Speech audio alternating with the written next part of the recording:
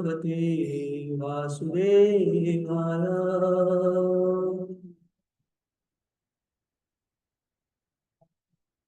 ओम नमो भगवते वासुदेवाय।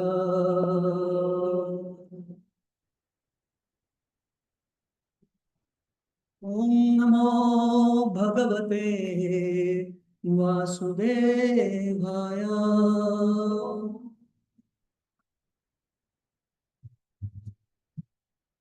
साथ में बोले, नारायणं नमस्कृत्यं नरं चैव नरोत्तमं देवीं सरस्वतीं व्यासं ततो जयमुदीरये। नष्टप्रायेषु भद्रेषु नित्यं भागवत सेवया भगवती उत्तमश्लोके भक्तिर्भवति नैष्टिकी। कृष्णाय वासुदेवाय देवकी नंदनाय च नंदगोपकुमाराय गोविंदाय नमो नमः। हरे कृष्ण। तो आज की इस भगवद गीता कक्षा में आए हुए सभी भक्तों का स्वागत है। आज हम लोग श्रीमद् भगवद गीता के चौथे अध्याय से 24 नंबर श्लोक को करने का प्रयास करेंगे। तो आप सभी मेरे पीछे श्लोक को दोहरा सकते हैं। ब्रह्मार्पणं ब्रह्म भवेत् ब्रह्माग्नौ ब्रह्मणाहुतम् ब्रह्मैव तेन गन्तव्यम् ब्रह्म कर्म समाधिना। ब्रह्मार्पणं ब्रह्म हवेत् ब्रह्माग्नौ ब्रह्मणाहुतम् ब्रह्मैव तेन गन्तव्यम् ब्रह्म कर्म समाधिना। ब्रह्मार्पणं ब्रह्म हवेत् ब्रह्माग्नौ ब्रह्मणाहुतम् ब्रह्मैव तेन गन्तव्यम् ब्रह्म कर्म समाधिना। तो ये जो आज का श्लोक हम लोग देख रहे हैं, इस श्लोक का तात्पर्य एवं अनुवाद कृष्ण कृपामूर्ति श्रील प्रभुपाद के द्वारा जगत गुरु श्रील प्रभुपाद की अनुवाद।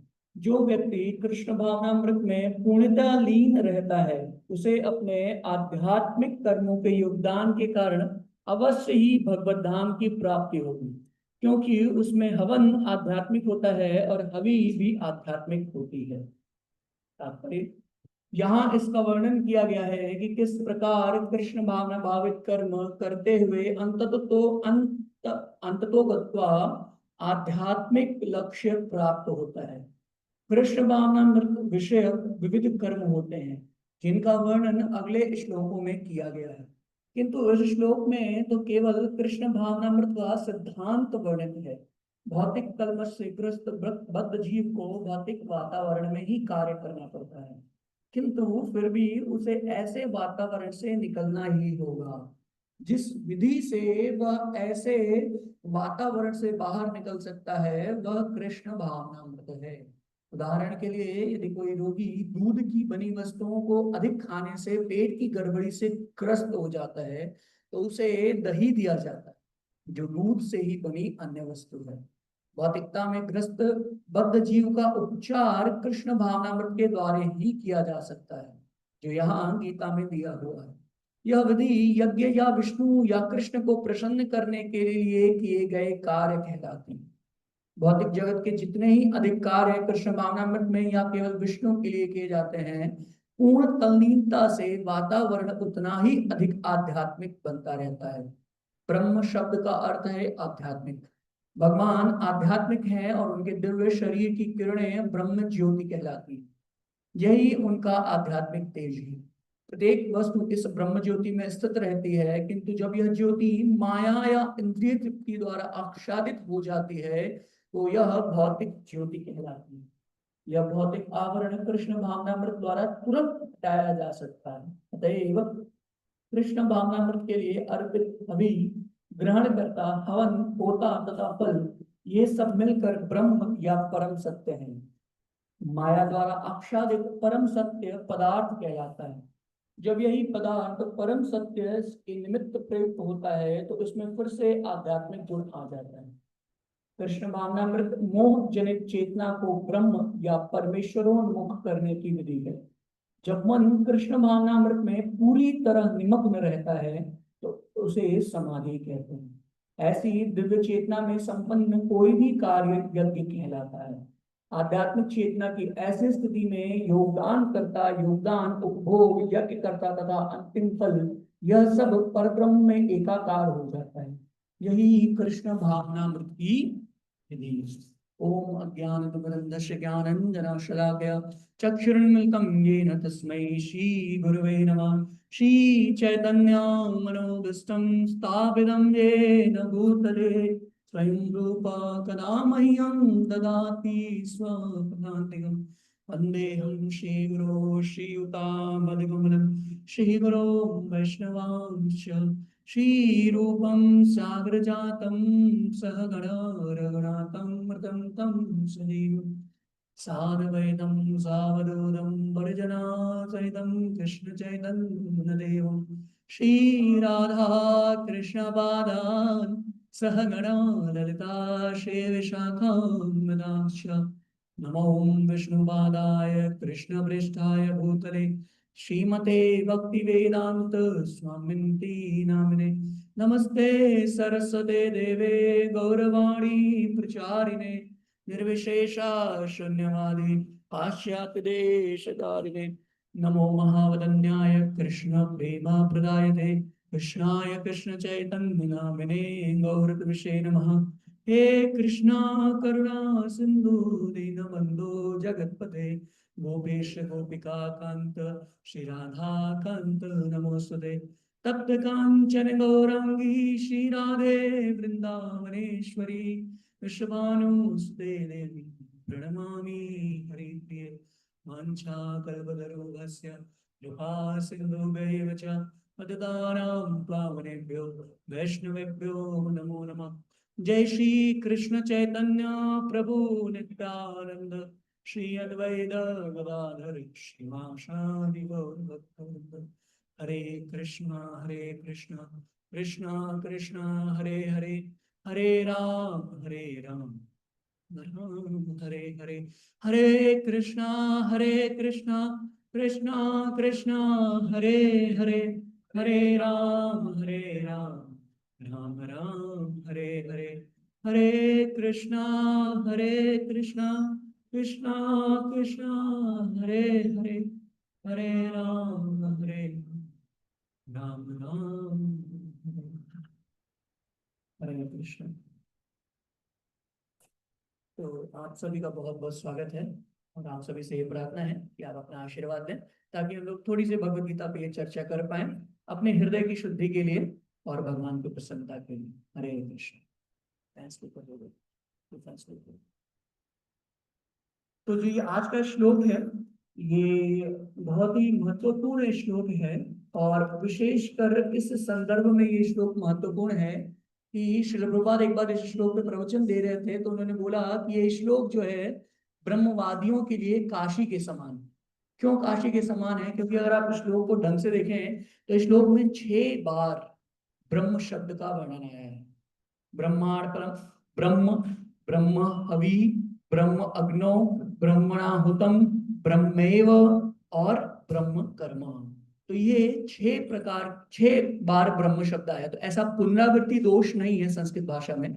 जनरली संस्कृत में अगर कोई भी शब्द 2 बार रिपीट हो जाता है तो उसको पुनरावृत्ति दोष कहते हैं जो अवॉइड करना चाहिए। तो भगवान की वाणी में किसी प्रकार का जो रिपीटिशन है वो नहीं है। Actually each and every Brahma refers to something else. जैसे आप अगर ट्रांसलेशन देखें तो जो पहला ब्रह्म है ब्रह्म अर्पणम, यानी अर्पण करना है। किसको अर्पण करना है, क्या अर्पण करना है? तो पहले ब्रह्म का तात्पर्य है या अर्थ श्रील प्रभुपाद ने बताया है आध्यात्मिक यानी स्पिरिचुअल। दूसरा ब्रह्म क्या है? दूसरा ब्रह्म जो अर्पण होने वाली चीजें हैं। क्या अर्पण होने वाली चीजें हैं? जो घी है, जो भी कुछ है उसके बारे में है कि वो हवि यानी जो अर्पण हो रहा है वो भी क्या है? ब्रह्म। और तीसरा ब्रह्म क्या है? तीसरा ब्रह्म जो अग्नि है, वो अग्नि भी क्या है? यानी जिसमें अर्पण हो रहा है वो भी क्या है? ब्रह्म। और साथ ही साथ ये सब अर्पण करने से मिलेगा क्या? ब्रह्म एव। प्राप्ति किसकी होगी? ब्रह्म की प्राप्ति, यानी प्रभुपाद जी ट्रांसलेशन करते हैं स्पिरिचुअल अबोर्ड की प्राप्ति होगी। और कर कौन रहा है इसको? ये सब कुछ कर कौन रहा है? तो ब्रह्मणाहुतम, यानी ब्रह्म यानी जीव आत्मा ही कर रही है। और जब ये सब कुछ कर, जो कुछ भी है जो अग्नि में अर्पित हो रहा है वो भी ब्रह्म है, जो अग्नि है वो भी ब्रह्म है, जो कॉन्शियसनेस है जो अर्पित कर रहा है वो भी ब्रह्म है, और जो अर्पित कर रहा है वो स्वयं ब्रह्म है, और जो मिलेगा वो भी ब्रह्म है। तो अल्टीमेटली जो क्रिया परफॉर्म की जा रही है ब्रह्म कर्म, वो भी क्या है? वो भी ब्रह्म है। तो यहाँ प्रभुपाद जी आप देखेंगे अगर तात्पर्य में बहुत क्लियरली लिखते हैं, इस ब्रह्म शब्द का अर्थ है आध्यात्मिक। तात्पर्य में नीचे बीच में लिखते हैं, यानी every Brahma here refers to the spiritual, the spiritualness of anything that is called as Brahm. तो देखिए आज का जो ये श्लोक है इस पे मुख्य रूप से हम विचार करने का प्रयास करेंगे। सबसे पहले हम लोग देखेंगे कि पिछले श्लोक से इसका क्या कनेक्शन है, और फिर जो दो मोटी मोटी बातें इस श्लोक में, हालांकि बहुत सारी चीजें हैं, बहुत सारा टाइम लगेगा इस पे चर्चा करने के लिए, लेकिन जो दो मोटी मोटी बातें हम जो आज की कक्षा में चर्चा करने का प्रयास करेंगे। पहला, ब्रह्म और परब्रह्म में क्या भेद है, यानी the difference between the living entity and the super soul. और दूसरा हम देखने का प्रयास करेंगे कि कैसे अगर कोई व्यक्ति कृष्ण भावना भावित होकर कोई कार्य करता है, तो चाहे वो निषिद्ध कर्म की संज्ञा में भी क्यों ना आए, वो कर्म एक तरह से दिव्य हो जाता है। तो हम वो देखने का प्रयास करेंगे। ये दो मोटी मोटी चीजें। तो सबसे पहले आज का ये श्लोक क्यों बोला भगवान ने, तो देखिए भगवान अर्जुन के एक मुख्य सिद्धांत का या प्रश्न का उत्तर देने का प्रयास कर रहे हैं। अर्जुन का प्रश्न क्या है कि आप मुझे इस घोर कर्म में क्यों लगा रहे हैं?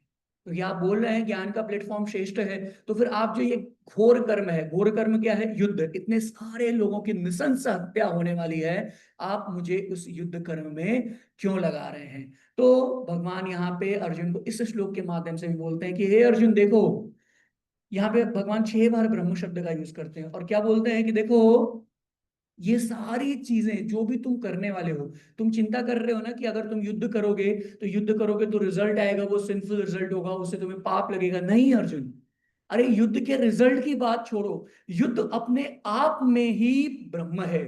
यानी युद्ध ही अपने आप में ब्रह्म है, तो रिजल्ट तो ब्रह्म होने ही वाला है। अगर जो कोई एक्टिविटी, अगर हम कहते हैं कोई एक्टिविटी स्पिरिचुअल है, तो उसका रिजल्ट भी क्या होगा? स्पिरिचुअल होगा। अगर कोई एक्टिविटी मटेरियल है तो उसका रिजल्ट भी क्या होगा? मटेरियल होने वाला है। अगर कोई सिंगर है, कोई एक्टिविटी गाने की करता है, तो रिजल्ट क्या होगा? गाना होगा। कोई अगर खाना बनाने की एक्टिविटी करता है तो रिजल्ट क्या होगा? खाना बन के आएगा, भोजन बन के आएगा। तो सिमिलरली अगर कोई एक्टिविटी ही अपने आप में स्पिरिचुअल है, तो वो उसका रिजल्ट भी कैसा होने वाला है? स्पिरिचुअल। तो यहाँ पे भगवान अर्जुन को बहुत क्लियरली बोल रहे हैं कि अर्जुन अगर तुम प्रॉपर कॉन्शियसनेस में इस एक्टिविटी को परफॉर्म करोगे, जो युद्ध लड़ना है, तो इसका जो रिजल्ट है वो भी क्या आने वाला है? वो भी स्पिरिचुअल होने वाला है। तो ये जो इसका कनेक्शन है लास्ट के श्लोक से। दूसरा पॉइंट जो इस श्लोक में मुख्य रूप से बात करने योग्य है, वो ये है कि जनरली अगर आप देखिए तो एक नॉर्मल व्यक्ति अगर इस श्लोक को समझे, या अगर आप कोई भी भगवत गीता, श्रील प्रभुपाद की कमेंट्री को छोड़ के आप कोई भी और भगवत गीता उठाइए, तो इस श्लोक में इतनी बार ब्रह्म शब्द की पुनरावृत्ति है, 6 बार ब्रह्म शब्द आया है, कि व्यक्ति को लगेगा भगवान यही कहना चाह रहे हैं कि तुम भी ब्रह्म हो। भगवान क्या कह रहे हैं? जो ब्रह्म में डाल रहे हो ब्रह्म ही डाल रहे हो, तुम ब्रह्म हो, ब्रह्म ही मिलेगा, ब्रह्म की चेतना के साथ कर रहे हो। तो व्यक्ति को क्या लगता है कि ठीक है, अगर सब कुछ ब्रह्म है तो मैं भी ब्रह्म हूँ, और भगवान भी ब्रह्म है, तो हम दोनों ब्रह्म, हम दोनों भाई भाई, यानी सब कुछ ब्रह्म है। तो एक्चुअली में भगवान इसको इसीलिए कहते हैं ना कि अगर आपको गीता का सही ज्ञान प्राप्त करना है तो एवं परापरा प्राप्तम, आपको परंपरा में इसको लेना होगा। तो यहाँ श्रील प्रभुपाद जी कैसे बहुत क्लियरली तात्पर्य में बताते हैं कि ये जो सारे ब्रह्म है उन सभी ब्रह्मों का अभिप्राय अलग अलग है। एक ब्रह्म जीव के लिए है, एक ब्रह्म भगवान के लिए है, एक ब्रह्म कर्म के लिए है, एक ब्रह्म स्पिरिचुअलनेस के लिए है। तो ये सारी चीजें अलग अलग हैं। जैसे आप देखिए आत्मा शब्द गीता में आता है। अब आत्मा शब्द गीता में कई जगह पे आया हुआ है।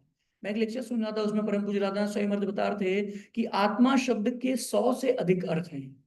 कभी कभी वो आत्मा देह से अभिप्राय लेती है, कभी कभी वो आत्मा मन से अभिप्राय लेती है, और कभी कभी वो आत्मा आत्मा से अभिप्राय लेती है, और किस कुछ श्लोकों में वो आत्मा भगवान को भी रेफर करती है। जैसे वो श्लोक है ना, देवनस्मिन था देहे कौमारम जरा, तो इसमें देही देह दे, तो उसमें देही शब्द आता है। देही शब्द यानी कि जिसने देह को धारण किया है। तो अब कोई कह सकता है ना देही मतलब देह, नहीं, ऐसा नहीं है। ये जो आत्मा शब्द है उसके भी अलग अलग मीनिंग है। सिमिलरली यहाँ पे जो ब्रह्म है, इन ब्रह्म के अलग अलग अर्थ हैं।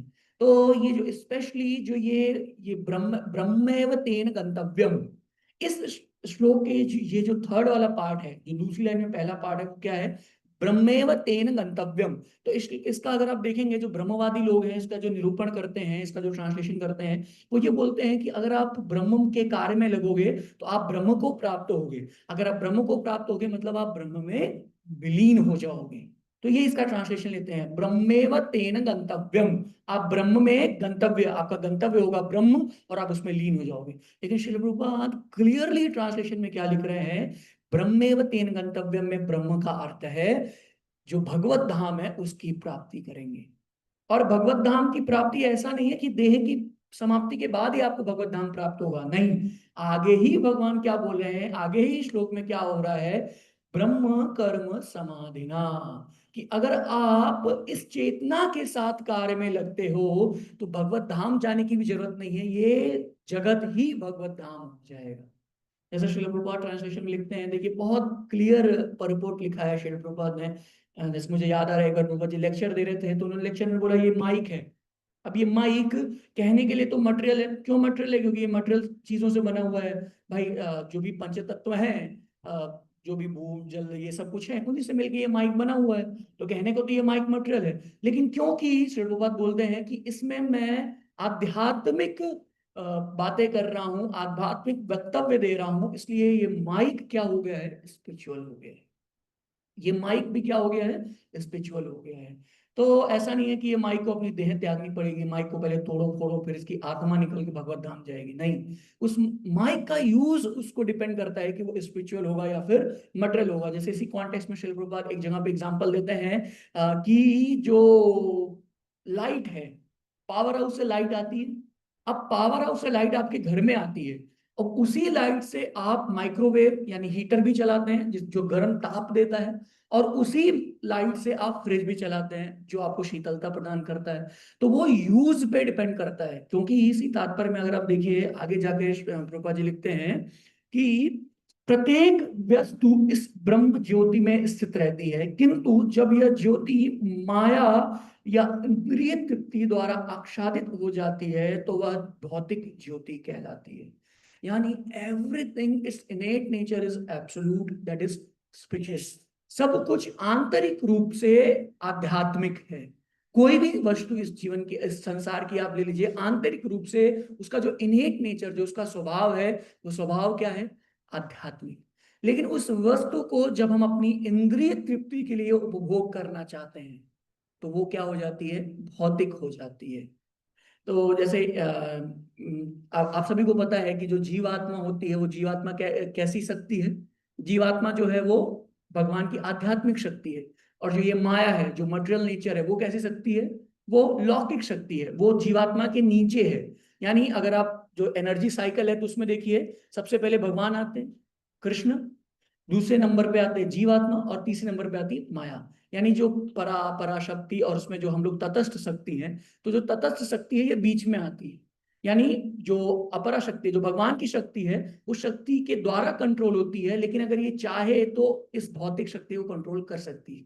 लेकिन सेम टाइम पे अगर वो जीवात्मा जो कि इस भौतिक समाज के ऊपर है, जो भौतिक शक्ति के ऊपर है, अगर वो जीवात्मा इस भौतिक शक्ति को अपने इंद्रिय के लिए उपभोग करना चालू करती है, यानी अपनी इंद्रिय की प्रीति करने के लिए भोग करती है, तो फिर वो जीवात्मा उस भौतिक शक्ति के अधीन हो जाती है। यानी एकदम जस्ट रिवर्स हो जाता है। जो चीज ऊपर थी, जैसे आप मान लीजिए घर के पहले माले पे रहते हैं और कोई ग्राउंड फ्लोर पे रहता है, तो अगर उल्टा उपयोग किया जाए, अगर इसको ऐसे देखिए कि नीचे से देखिए, तो नीचे से ग्राउंड फ्लोर वाला पहले आएगा और फर्स्ट फ्लोर वाला नीचे आएगा। तो उसी प्रकार से भगवान गीता में बताते हैं कि जब जीवात्मा इस भौतिक शक्ति का उपभोग करना अपने लिए प्रारंभ करती है तो वो इस भौतिक शक्ति के अधीन हो जाती है, जो कि मुक्त है, स्वतंत्र है, भगवान की सेवा में नियोजित है। लेकिन क्योंकि वो उसने इसका उपयोग अपने लिए किया है, इसलिए वो बद्ध अवस्था में आ जाती है। एट द सेम टाइम यहाँ पे देखिए आप, प्रभुपाद जी इंग्लिश में ट्रांसलेशन में परपोर्ट पढ़ रहा हूँ, इसी श्लोक का परपोर्ट है, matter doubted for the cause of absolute truth regains it's spirituality. यानी कोई भी मैटर, देखिए यहाँ पे प्रभुपाद जी नीचे लाइन में अगर आप देखेंगे तो वहां लिख रहे हैं, यह भौतिक आवरण कृष्ण भावनामृत द्वारा तुरंत हटाया जा सकता है। यानी प्रोसेस क्या है, देखिए मैंने अभी आपको बताया कि जब आप अपनी इंद्रिय तृप्ति के लिए किसी भी चीज का यूज करिए, परिवार है, सगे संबंधी है, गाड़ी है, घर है, अ, खाना है, कुछ भी है, अगर उसको अपनी इंद्रिय तृप्ति के लिए यूज करेंगे तो आप उसके अधीन हो जाएंगे और बद्ध हो जाएंगे। एट द सेम टाइम एक प्रोसेस एग्जिस्ट करता है जिसके माध्यम से आप सब कुछ स्पिरिचुअल कर सकते हैं, और वो प्रोसेस इस श्लोक में बताया गया है। वो प्रोसेस क्या है? वो प्रोसेस श्रील प्रभुपाद जी बोल रहे हैं, वो प्रोसेस है जब यही पदार्थ परम सत्य के निमित्त प्रयुक्त होता है तो इसमें फिर से आध्यात्मिक गुण आ जाता है। The matter dotted for the cause of absolute truth regains its spirituality। जब सेम चीज अगर आप भगवान की सेवा के लिए करेंगे तो वो चीज अपने जो उसका स्वभाव है, मूल स्वभाव है, यानी अध्यात्म, उसमें वो दोबारा से आ जाती है। तो देखिए बहुत सारे ऐसे उदाहरण हैं जो आप अपने डे टू डे लाइफ में देख भी सकते हैं। जैसे भोजन है, कोई व्यक्ति भोजन को स्वयं के लिए पका रहा है तो उससे उसका क्या होगा? पतन होगा। क्यों पतन होगा? क्योंकि उसने जीव हत्या की है। भाई वेज हो, नॉन वेज हो, कोई भी वेज हो, कोई भी कुछ भी खा रहा हो, एक तरीके से जीव हत्या तो कर ही रहा है। तो अगर वो स्वयं के लिए पकाता है तो वो क्या खा रहा है? अगम पापम, भगवान गीता में बोलते हैं। तो वो पाप खा रहा है, और पाप खाएगा तो बद्ध अवस्था में और अगर अधिक प्रगाढ़ होगा। एट द सेम टाइम अगर कोई उसी भोजन को भगवान के लिए चेतना से बना करके भगवान को अर्पित करके प्रसाद के रूप में ग्रहण करेगा तो उसको क्या होगा? उसको बद्धता से मुक्ति मिलेगी, उसको भगवान की सेवा में नियोजित होने का अवसर मिलेगा, यानी अपनी बद्ध अवस्था से मुक्त होकर के वो मुक्त अवस्था में पहुंच जाएगा। सेम भोजन अगर आप उसको अपनी इंद्रिय तृप्ति के लिए खाएंगे तो आप बद्ध होंगे, और अगर भगवान के लिए करेंगे तो आप मुक्त हो सकते हैं। बहुत सारी चीजें हैं, जैसे एक श्लोक में शायद 13 या 14 नंबर श्लोक में आता है कि एक गृहस्थ है, उसको 5 तरीके के पाप करने ही करने होते हैं। सून इसको बोलते हैं, ऐसा स्थान जहाँ पे मौत होती है। तो 5 तरीके कौन से पाप है? झाड़ू लगाएगा, मिक्सी चलाएगा, ऐसे ऐसे करके 5 तरीके के पाप करता है जिससे जीव मरते हैं। लेकिन एट द सेम टाइम उसमें भक्तिविनोद ठाकुर तात्पर्य में लिखते हैं कि अगर कोई चैंटिंग कर रहा है, भगवान का नाम ले रहा है, तो उन 5 तरह के पापों से मुक्त हो जाता है। तो सेम चीज, वो भी झाड़ू लगाएगा, वो भी मिक्सी करेगा, सब कुछ करेगा, लेकिन अगर वो भगवान की सेवा के लिए कर रहा है तो वो उससे मुक्त हो जाता है। कोई व्यक्ति है, वो पब में जाकर के गा रहा है, नाच रहा है, तो वो बद्ध होता है। एट द सेम टाइम कोई भगवान की मंगला आरती में गा रहा है, नाच रहा है, तो वो मुक्त होता है। कोई व्यक्ति है, वो बोल रहा है, भाषण दे रहा है जनता के, प्रभुपाद जी तात्पर्य में बहुत लंबा परपोर्ट देते हैं कि everybody is having question, everybody is asking, everybody is answering, but at the same time अगर वो जिज्ञासा भगवान की सेवा के लिए है, भगवान की प्राप्ति के लिए है, अगर वो बोलता भगवान की प्रसन्नता के लिए, भगवान के बारे में बोलता है, कृष्ण गीता बोलता है, कृष्ण कथा सुनता है, तो वो चीजें उसको एलिवेट करेंगी। एट द सेम टाइम कोई भी मटेरियल, जैसे वो तद्वाग विसर्गो जनता, वो उसमें श्लोक आता है ना कि कौवे जैसे बोलते हैं ना वैसे बोलते रहेगा वो, जैसे कौवे होता है ना, कौवे का जो प्लेस होता है जहाँ पे गार्बेज कैन होता है वहां पे कौवे जाते हैं। तो अगर कोई भौतिक बातें करता है तो वो उस प्रकार से है, लेकिन एट द सेम टाइम कोई अगर आध्यात्मिक चर्चा कर रहा है तो वो हंस के समान है। तो कोई भी चीज, अगर आप भगवान की सेवा के लिए बारे में सोच रहे हैं, कोई है कि अपने बिजनेस को बढ़ाने के बारे में सोच रहा है, अपने घर परिवार के बारे में सोच रहा है, तो वो बद्ध होगा, ऑटोमेटिक है, वो बद्ध होगा। लेकिन एट द सेम टाइम अगर कोई भगवान के सेवा के बारे में विचार करता है, सवै मना कृष्ण पादार बिंदु वशाम से वैकुंठ गुणान वर्णने, अगर कोई भगवान के बारे में सोचता है, भगवान की सेवा के विस्तार के बारे में सोचता है, तो वो मुक्त होगा। तो सेम चीज, सब कुछ सेम है, बस उसको यूज कैसे करना है इस पे डिपेंड करता है। तो देखिए जनरली जो भी चीजें हैं दुनिया में, आप देखिए एक बहुत सुंदर सा लेक्चर है परम पूज्य राधानाथ स्वामी महाराज का, एक्सेप्टिंग रिवर्सल्स ग्रेटफुली। उसमें महाराज बताते हैं कि कोई भी चीज है दुनिया में, जनरली अगर आप देखिए तो कई बार ऐसी चीजें आती हैं जीवन में जब व्यक्ति को लगता है एकदम निराश हो जाता है, हताश हो जाता है। एट द सेम टाइम उसी सिचुएशन को अगर वो व्यक्ति भगवान की सेवा में नियोजित कर सकता है, अगर उसके अंदर ये सामर्थ्य है कि वो भगवान के लिए उस सिचुएशन को चेंज कर ले, ट्रांसफॉर्म कर ले, तो जो सबसे पेनफुल सिचुएशन रहती है वो उसके लिए सबसे ब्लेसफुल बन जाती है। तो आज के इस क्लास में जो अभी बचे हुए 10-15 मिनट हैं उसमें हम लोग यही देखने का प्रयास करेंगे कि कैसे आध्यात्मिक चेतना, सिचुएशन बदलने की जरूरत नहीं है, कोई भी परिस्थिति का रूपांतरण करने की आवश्यकता नहीं है, सिर्फ और सिर्फ अपनी चेतना बदलनी है। अगर कोई व्यक्ति आध्यात्मिक चेतना के साथ किसी भी चीज को अप्रोच करता है, तो चाहे वो कितना भी मुश्किल हालात हो, चाहे कितनी भी परेशानी हो, वो सेम चीज उसके लिए जॉय का कारण बन जाती है, हैप्पीनेस का कारण बन जाती है, rather than being source of misery.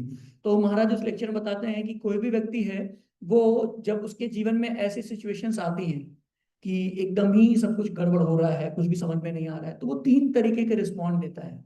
पहला रिस्पॉन्ड होता है कि वो थैंक करता है भगवान को, जो कि बहुत रेयर है, जैसे कुंती महारानी के बारे में सुना है। दूसरा रिस्पॉन्स होता है कि वो भगवान को ब्लेम करता है, भगवान के ऊपर इल्जाम डालता है। और तीसरा रिस्पॉन्स होता है कि वो भगवान को डिनाई कर देता है। तो उसमें महाराज बताते हैं कि जो आस्तिक लोग होते हैं, जो पायस लोग होते हैं, वो पहले दो रिस्पॉन्स देते हैं, या तो वो भगवान को थैंक करते हैं या फिर भगवान को ब्लेम करते हैं। और जो नास्तिक लोग होते हैं वो कहते हैं भगवान है ही नहीं। तो देखिए, एक इसमें शॉकिंग ये है कि भगवान को ब्लेम करते हैं तो आस्तिक कैसे हो गए, क्योंकि ब्लेम उसी को कर सकते हैं जिसको आप बिलीव करते हैं कि वो एग्जिस्ट करता है।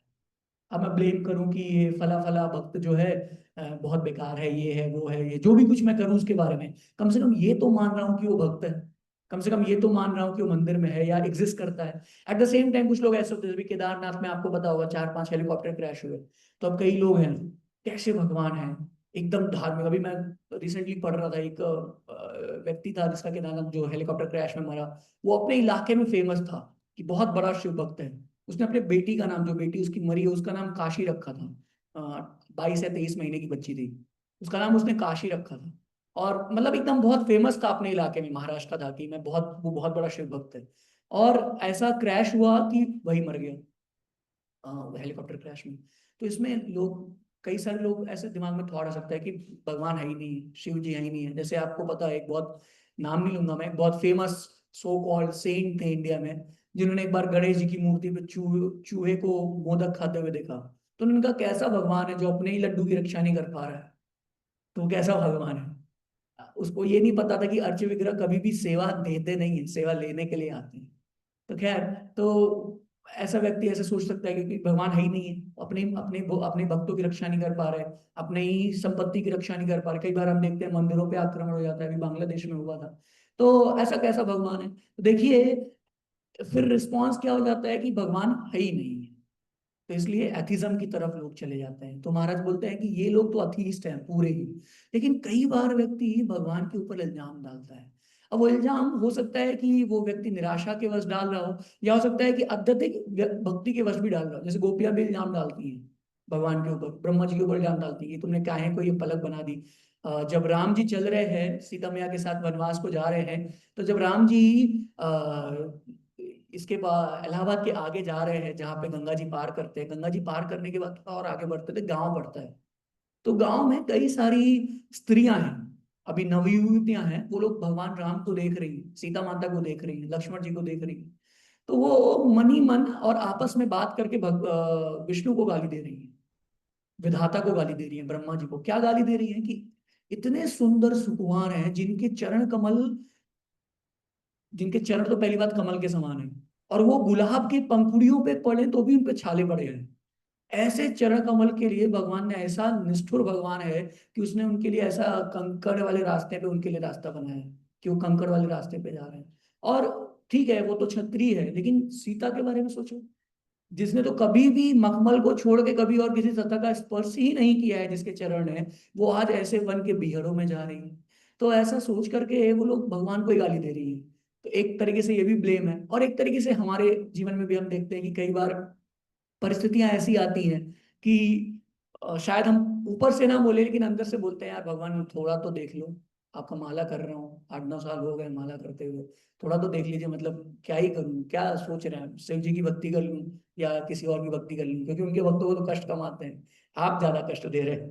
तो ऐसा करके भी ब्लेम कई बार व्यक्ति कर सकता है, लेकिन दोनों ही अवस्था में वो भगवान का भक्त है, क्योंकि उसको भगवान के ऊपर विश्वास है। तो देखिए, जब ऐसी सिचुएशन आती है तो महाराज बताते हैं कि कैसे हमें भगवान का आश्रय लेना चाहिए। अगर हम इस सिचुएशन में भगवान का आश्रय ले पाते हैं, जो कि बहुत मुश्किल है, लेकिन अगर हम ले पाते हैं तो वो सिचुएशन, चाहे वो दुनिया की सबसे बेकार सिचुएशन हो, वो सिचुएशन भी हमारे लिए उन्नति का कारण बनती है और हैप्पीनेस का कारण बनती है। तो मैं और देखिए, ऐसा एक दो नहीं, महाराज उसमें एक दो एग्जांपल देते हैं, लेकिन फिर मैंने थोड़ा सोचा, तो आप देखिए कोई भी एग्जांपल देखिए, जो बड़ा एग्जांपल आपको दिखेगा, भागवतम हो, गीता हो, रामायण हो, इवन बाहर के स्क्रिप्चर्स, बाइबल हो, पैगंबर साहब की कुरान हो, कुछ भी आप पढ़िए, उसमें 99% एग्जाम्पल ऐसे रहेंगे कि जहां पे भक्त के जीवन में अत्यधिक कष्ट आया जिसकी वजह से उसकी भक्ति बढ़ी है। तो ऐसे ही कुछ एग्जाम्पल मैं आपके सामने पेश बताने का प्रयास करूंगा, ताकि हम लोग अपने जीवन में भी इसको अप्लाई करने का प्रयास करें कि कैसे जो भक्त हैं, जो प्रमाणिक भक्त हैं, उन्होंने भगवान का आश्रय लेकर के they have turn the greatest reversals in the greatest blessings. तो सबसे पहले एग्जाम्पल आप देखिए, भगवत गीता हम लोग पढ़ रहे हैं, तो भगवत गीता की एग्जाम्पल देख लीजिए। अगर अर्जुन के जीवन में ये स्थिति ना आती कि अर्जुन को वो श्लोक बोलता है ना कि हे भगवान, मेरे हाथ से गांडीव से रख रहा है, मेरे एकदम अश्रु पूरे न नयना, एकदम मेरे आंखों से आंसू निकल रहा है, मैं एकदम ऐसी स्थिति में आ गया हूं कि क्या करूं, मैं सोच रहा हूं अपने ही प्राण त्याग देता हूं, तो ऐसी स्थिति में भगवान अर्जुन को ले आए। अगर अर्जुन ऐसी स्थिति में नहीं आते तो ये गीता का ज्ञान हमको मिलने वाला नहीं था। तो सेम स्थिति में गीता का जो ज्ञान मिला है वो अर्जुन की वजह से, उस स्थिति की वजह से मिला है। आप गजेंद्र का उदाहरण देखिए, गजेंद्र और हुहु। गजेंद्र जो राजा थे, इंद्रदुम्न राजा को श्राप मिल गया था, एक अगस्त ऋषि का उन्होंने थोड़ा सा ऐसे ही, एक कह सकते हैं कि एक अपमान कर दिया था या अपराध कर दिया था, जिसकी वजह से उनको श्राप मिला कि वो एक हाथी के शरीर में आएंगे। और फिर हाथी के शरीर में, आप सभी को पता है वो कथा, कि कैसे उनके जीवन के बहुत अच्छे दिन बीत रहे थे, बहुत सुंदर से वन में वो थे, बहुत सारी रानियां थी, बच्चे थे, बहुत बड़ा परिवार था। महाराज बताते हैं कि जब वो चलते थे तो शेर वगैरह के हृदय में हार्ट बीट बढ़ जाती थी जब वो चलते थे, इतना बलशाली, इतना, और बहुत सुंदर थे, रानियों के फेवरेट हीरो थे। और एकदम जब वो जहां पे वो रहते थे, वो एकदम कहते हैं कि वो स्वर्ग से भी सुंदर था, जिस स्थान पे वो रहते थे। और जिस कुंड में वो नहाने के लिए गए थे, वहां पे सुंदर सुंदर कमल खिले हुए थे, चांदनी रात थी, थोड़ा बहुत सुंदर माहौल था। लेकिन उतने सुंदर माहौल में अचानक से उनका एक पैर जो है, एक हुहू नाम के ग्रास घड़ियाल ने पकड़ लिया, मगर ने उनका पैर पकड़ लिया, और ऐसा पकड़ा पैर कि 1000 साल तक लड़े वो उससे। 1000 साल तक लड़ने के बाद भी गजेंद्र अपने आप को छोड़ा नहीं पाए। और गजेंद्र की जो स्थिति थी, मतलब जितना सुख उन्होंने किया ना, एकदम कहते हैं ना कि एकदम सब कुछ ले लिया, जो भी कुछ था, स्त्रियां थी वो भी दूर हो गई, बच्चे थे वो भी दूर हो गए, धन ऐश्वर्य कोई काम आने वाला नहीं, जो अपनी खुद की सामर्थ्य था, जो शक्ति थी, वो भी उनके काम नहीं आ रही थी। एकदम फाइनल स्टेप पे थे कि बस अब जाने ही वाले हैं। तो उसी समय पे उनको भगवान का स्मरण आया, और जैसे ही भगवान का स्मरण आया, उन्होंने अपनी सूंड से लपेट करके कमल के पुष्प को उखाड़ के हवा में फेंका। और जब हवा में फेंका तो वहां पे भगवान भगवान को याद करके उन्होंने जो पिछले जन्म की प्रार्थनाएं थी, जो उनको भक्ति की थी, उनको याद आई। तो भगवान, ऐसा वर्णन आता है कि भगवान गरुड़ा एयरलाइंस को बोले कि तुम डिले कर दोगे, मुझे जल्दी जाना है। तो भगवान गरुड़ पे बिछा रहे, ऐसा करके एक गाना है, वैष्णव गीत है, कि गरुड़ को अपने ऊपर उठा के भगवान भागने लगे कि तुम धीमे धीमे जाओगे, मैं जल्दी जाना चाहता। तो भगवान इतने तीव्रता के साथ अपने भक्त के पास पहुंचे। तो देखिए, शायद वो सिचुएशन बहुत ही बेकार थी, बहुत ही इंटेंस सिचुएशन थी, लेकिन उस सिचुएशन में क्योंकि उन्होंने भगवान का आश्रय लिया, तो वो सिचुएशन उनके लिए ब्लेसिंग बन गई। क्यों ब्लेसिंग बन गई? क्योंकि उसके बाद उन्हें भगवत धाम की प्राप्ति हो गई। सिमिलरली आप कुंती महारानी का एग्जाम्पल देखिए। कुंती महारानी, बहुत फेमस श्लोक है विद्या संत शास्त्र की, भगवान आप तभी स्मरण आते हो जब मेरे जीवन में कष्ट आते हैं, इसलिए आपका आशीर्वाद रहे तो मेरे जीवन में एक कष्ट बना रहे, क्योंकि जब कष्ट रहेगा तो मैं आपको याद कर पाऊंगा। मेरे को याद है वो एक अवधि में कहा था ना कि सुख में दुख में सुमिरन सब करे, सुख में करे ना कोई। तो दुख में जनरली भगवान याद आ जाते हैं, और जब याद आते हैं तो देखिए सुख में भी याद आते हैं, ऐसा नहीं कि सुख में याद नहीं आते, सब कुछ अच्छा चल रहा है तो भी भगवान याद आ सकते हैं। लेकिन तब जो इंटेंसिटी होती है भगवान को याद करने की, ठीक है भगवान आपकी वजह से हो रहा है, मेरा आपकी कृपा से सब काम हो रहा है, लेकिन इंटेंसिटी नहीं रहती है। लेकिन जब दुख में भगवान याद आते हैं तो सुपर इंटेंसिटी के साथ आते हैं, मतलब ऐसा लगता है कि आपके सिवा कोई हो ही नहीं सकता। जैसे लेक्चर में इसके साथ शब्द बता रहे थे कि जो भक्त होता है उसके जीवन में हेल्पलेसनेस आती है, होपलेसनेस नहीं आती है। जो अजामिल थे, जब एकदम लास्ट टाइम पे उनको देखा कि एकदम ही हो गया, तो नारायण नारायण बुला रहे थे, हालांकि वो भगवान को याद नहीं कर रहे थे। कुछ आचार्य बताते हैं कि उनके हृदय से एक एक उनके हृदय में एक आई, तो एक भावना आई थी कि नारायण है। निश्चित रूप से अपने बालक को ही बुला रहे थे वो, लेकिन एक उनके हृदय में एक कॉलिंग आई थी भगवान के लिए, और वो हेल्पलेस थे। तो क्योंकि उन्होंने भगवान को ऐसी सिचुएशन में याद किया, नामाभास की स्थिति है, उसकी वजह से उनको भगवान की प्राप्ति हुई। तो देखिए बहुत सारे ऐसे उदाहरण है, एक दो नहीं, हजार ऐसे उदाहरण आपको शास्त्रों में देखने को मिलेंगे। चाहे आप ध्रुव महाराज का उदाहरण देख लीजिए। ध्रुव महाराज के केस में आप देखिए कि उनके पिता ने उनको अपनी गोद में नहीं लिया। उनकी माता की वजह से, उनकी जो सौतेली माता थी, उनके पिता ने उनको गोद में नहीं लिया। तो ध्रुव महाराज को ऐसा लगा कि उनके ऊपर दुख का पहाड़ टूट पड़ा है। वो रो रहे थे और ऐसा फुकार रहे थे कि जैसे सर्प हो, विषैला सर्प फुकार रहा था, और रोते रोते अपनी माता के पास गए। तो देखिए उस स्थिति में अगर उनकी माता ने उनको कुछ ऐसा हेल्प कर दिया होता, या कुछ माता उनकी चली गई होती लड़ने के लिए कि देखिए आपने मेरे पिता को, आपने मेरे बेटे को क्यों नहीं बजाया, मैं जा रहा हूँ, मायके जा रही हूँ, छोड़ के जा रही हूँ, मैं पूरे न्यूज़पेपर कल के अखबार में छपेगा। आजकल आप देख ही रहे कितना सारा कांड चल रहा है, पत्नी और पति वाला। तो वैसे ही न्यूज़पेपर आपके अखबार में छपेगा कि वो तानपाद का वध किया, कि उसने मेरे पुत्र को नहीं लिया, या मैं छोड़ के चली गई मायके, उसका कारण आप होंगे। ये सब कुछ ऐसा बोल सकती थी।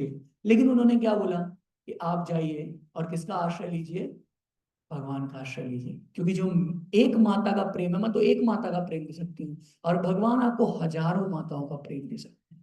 तो क्योंकि उस स्थिति में उन्होंने भगवान का स्मरण दिलाया, भगवान को याद किया, तो इसलिए उनके जीवन का जो सबसे कठिन समय था, वो उनके लिए सबसे अच्छा समय बन गया, उनको भगवान की प्राप्ति हुई।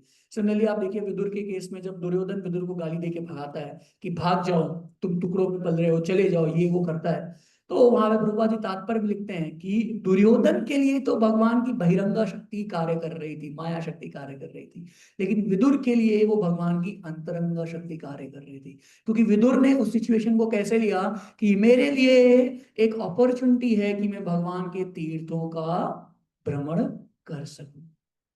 सिमिलरली आप एग्जांपल देखिए तो वृत्तासुर जो अपने पुरानी लाइफ में चित्रकेतु महाराज थे, जब उनको पार्वती ने श्राप दिया, जब उन्होंने भगवान के ऊपर थोड़ा सा ऐसा स्माइल कर दिए थे, तो जब स्माइल कर दिए तो भगवान तो समझ गए, लेकिन भगवान शिव तो समझ गए, लेकिन पार्वती जी ने उनको श्राप दे दिया। और जैसे ही पार्वती ने श्राप दिया, तो उसमें श्लोक में आता है कि वो काउंटर कर सकते थे, वो उसको रिपीट, उसको हटा सकते थे, लेकिन फिर भी उन्होंने उसको एकदम प्रॉपरली उसको वेलकम किया। क्यों? क्योंकि उसमें श्लोक आता है कि उन्होंने मन में शंकरषण, भगवान शंकरषण का स्मरण किया। क्योंकि उनको भगवान शंकरषण का स्मरण आया, इसलिए उन्होंने उस श्राप को ग्रहण किया, और फिर वृत्तासुर, इतना सुंदर सा जो प्रसंग आता है उसकी वजह से आया। सिमिलरली अब परीक्षित महाराज को देखिए, अगर परीक्षित महाराज को वो श्राप न मिलता, और वो श्राप की वजह से भगवान की तरफ उन्मुख न होते, तो आप और हम लोग आज यहाँ बैठ के चर्चा नहीं कर रहे होते। क्योंकि श्रीमद् भागवतम की उत्पत्ति ऐसी स्थिति से हुई है, भगवत गीता की उत्पत्ति ही ऐसे स्थिति से हुई है। तो देखिए ऐसे बहुत सारी एग्जाम्पल हैं। भगीरथ जी जो है गंगा को कैसे ले आते हैं, कितने सारे कष्ट हैं, कितनी सारी चीजें हैं। अरिस्तासुर का एग्जाम्पल आता है कि जो दुनिया में, ऐसा रूप गोस्वामी वर्णन करते हैं अनुयायी के आखिरी श्लोक में, कि जो दुनिया की सबसे शुद्ध जगह है वो क्या है, वृंदावन। वृंदावन में भी सबसे प्योर प्लेस क्या है, गोवर्धन। और गोवर्धन में भी सबसे प्योर प्लेस क्या है, राधा कुंड। लेकिन राधा कुंड कहाँ पे बना है? राधा कुंड दुनिया की सबसे अबॉमिनेबल जगह पे बना हुआ है। एक असुर था, बहुत भयंकर असुर था, अरिस्टासुर, उसके पैरों के फुटप्रिंट्स पे बना हुआ है राधा कुंड। तो कहने के लिए तो राधा कुंड कैसी जगह पे बना हुआ है, एक असुर के पैरों के उस पे बना हुआ है, लेकिन दुनिया की सबसे सुंदर स्थान है। क्यों? क्योंकि वहां पे भगवान कृष्ण आए हैं। तो देखिए इसी प्रकार से आप कोई भी भक्त का जीवन देखिए, उसके जीवन में जीसस क्राइस्ट का एग्जांपल देखिए। अगर जीसस क्राइस्ट को क्रूसिफाई ना करते तो क्या इतना पॉपुलर होता? और आप कंटेम्प्रेरी में देख लीजिए, परम पूज्य भक्ति तीर्थ महाराज अपने एक लेक्चर में बोलते हैं कि I am very grateful to Srila Prabhupada and Krishna that they have given me this disease, this terminal cancer. मैं श्रील प्रभुपाद और भगवान के लिए बहुत कृतज्ञ हूँ कि उन्होंने मुझे कैंसर जैसी बीमारी दिया है, क्योंकि इसकी वजह से मैं कई और भक्तों को दोबारा जो छोड़ के चले गए थे, उनको कृष्ण भावना पर मैं जोड़ पा रहा हूँ। तो इसी प्रकार से अब देखिए बहुत सारे ऐसे भक्त हैं, समय कम है तो हम इसको विराम देंगे, लेकिन ऐसा आप भी सोच सकते हैं, आप भागवतम में कुछ भी उठाइए, कोई भी पद ना पढ़िए, किसी भी भक्त के बारे में पढ़िए, तो उसके जीवन में कई सारे ऐसे चीजें आई हैं कि जिसको लगता है कि बस अब तो हो गया, खत्म ही की जीवन है। लेकिन उस समय पे उसको भगवान का स्मरण आता है और फिर वो जीवन की सबसे जो विपदा वाली स्थिति होती है वो उसके लिए सबसे अधिक वैभव वाली स्थिति, सबसे अधिक सुख देने वाली स्थिति बन जाती है, क्योंकि उसको भगवान का स्मरण आया है। लेकिन एक इसमें इंपॉर्टेंट बात है जिसको कह के मैं क्लास एंड करूंगा, कि वो स्मरण अपने आप इन जनरल नहीं आता है। अनटिल अनलेस कोई बहुत ही एलिवेटेड सोल हो, कोई बहुत ही ग्रेट डिवोटी हो, वो स्मरण तभी जब वो व्यक्ति भगवान के किसी भक्त के सानिध्य में रहता है। ऐसे एक नहीं, हजार उदाहरण है जहाँ पे भक्त के संग में रहने की वजह से उसको वो स्मरण आता है कि मुझे भगवान का ध्यान करना चाहिए। कोई भी व्यक्ति है वो बहुत परेशान हो जाता है, तो जनरली एक टेंडेंसी रहती है कि जब बहुत परेशान होते हैं तो अकेले रहने का प्रयास करते हैं। लेकिन अकेले हम रह नहीं सकते, क्योंकि माइंड हमारा मेरे साथ है। इसलिए अगर वो भक्तों के संग में आता है तो भक्तों के द्वारा उसको प्रेरणा मिलती है कि कैसे भगवान जो है, देखिए वो कहते हैं ना कि भगवान के घर में देर है लेकिन अंधेर नहीं है। तो जो उसको भगवान, उसको ऐसी प्रेरणा आती है, जो वैसे व्याख्यान सुनता है, भक्तों के बारे में सुनता है, चाहे वो भक्तों का संग उनके साथ रह के ले या फिर भागवतम का श्रवण करके ले, किसी भी प्रकार से उनके बारे में सुनता है, ग्रेट भक्त कैसे उन्होंने उस ट्रेजेडी को अपने लिए बून में कन्वर्ट किया है, तो उससे उसको भी प्रेरणा मिलती है और वो भगवान का आश्रय ले पाता है। तो जो ये आज का श्लोक है, उस मूल रूप से प्रभुपाद जी तात्पर्य में ये बताने का प्रयास कर रहे हैं कि हमारी जो ये बद्ध अवस्था है, इस बद्ध अवस्था से निकलने का मार्ग भी यही है। यही कर्म, जो कर्म हमको बद्ध अवस्था में लेके आता है, वही बद्ध अवस्था से मुक्त कर सकता है। जैसे प्रभुपाद जी उदाहरण देते हैं कि दूध, जिसकी वजह से किसी व्यक्ति का पेट खराब हो सकता है, लेकिन उसी दूध से बना हुआ दही उस पेट के लिए रामबाण का काम कर सकता है। उसी प्रकार से वही कर्म हमको बद्ध अवस्था से निकाल सकता है। लेकिन अगर तीन चीजें उस कर्म में अगर हम करते हैं, पहली चीज, उस कर्म को हम भगवान को अर्पित करते हैं। दूसरी चीज, वो कर्म हम एक आध्यात्मिक चेतना के साथ करते हैं। और तीसरी चीज, उस कर्म को करने के दौरान जो भी चीजें, जो भी सराउंडिंग, जो भी चीजें हैं, उसको आध्यात्मिक बनाने का प्रयास करते हैं। तो अगर हम इस तरह से भगवान की सेवा में लगेंगे तो निश्चित रूप से हमें भी ये जो कर्म जो हमें बद्ध कर रहा है, उस बद्धता से मुक्ति मिल सकती है। हरे कृष्ण, श्री प्रभुपाद की जय। किसी कोई प्रश्न है? एक प्रश्न अगर किसी को हो। हरे कृष्ण। श्रीमद् भगवद गीता की जय। श्री प्रभुपाद की। मैं बहुत अच्छा क्लास